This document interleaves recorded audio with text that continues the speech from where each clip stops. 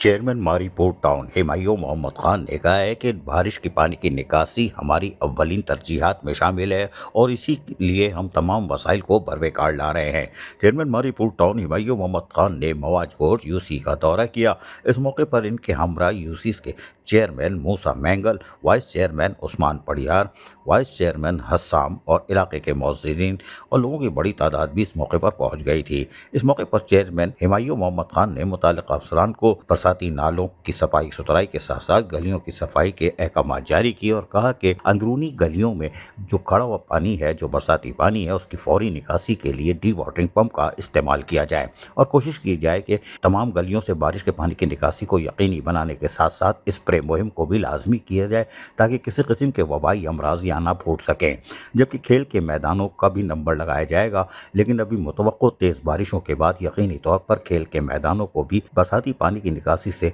पाक किया जाएगा। चेयरमैन हिमायू मोहम्मद खान ने फौरी तौर पर अफसरान को हिदायत की कि बरसाती नालों पर कड़ी नज़र रखी जाए, क्योंकि महकमा मौसमियात ने आइंदा हफ्ते भी तेज़ बारिशों की पेशेंगोई कर दी है, जिसकी बुनियाद पर तमाम अमला हरकत में रहे। छुट्टियां हमने पहले ही मनसूख की हुई है, लेकिन हमारी कोशिश होगी कि आने वाली तेज़ बारिशों में भी मारीपोर्ट टाउन के लोगों को तमाम तर बल्दियाती सहूलतों की फराहमी को हर हाल में यकीनी बनाया जाए। इस सिलसिले में शिफ्टों में काम करने के साथ साथ डी वाटरिंग पम्प को लाजमी तौर पर तैयार हालत में रखा जाए, जबकि अफरादी क़ुव्वत का भी भरपूर इस्तेमाल किया जाए। उन्होंने हिमायू मोहम्मद खान ने मुख्तलिफ यूसीज़ का दौरा करने के बाद यकीनी तौर पर इस बात की तवक्को ज़ाहिर की कि हमारी टीम जिस तरह मेहनत कर रही है, एहलियाने मारीपोर्ट टाउन को निजात दिलाएगी और बेहतर सफरी सहूलतों की फराहमी के लिए शाहराहों के लिए अलग टीमें तैनात कर दी गई हैं ताकि लोगों को सफरी सहूलतें मैसर आती रहें। अजीज़ आरिफ, KBS बल्दियाती न्यूज़ कराची। ऐसी ही खूबसूरत वीडियोस फ्यूचर में हासिल करने के लिए रेड बटन पर क्लिक करके और बेल आइकॉन को प्रेस करके हम सबके सब्सक्राइबर बनना मत भूलिए।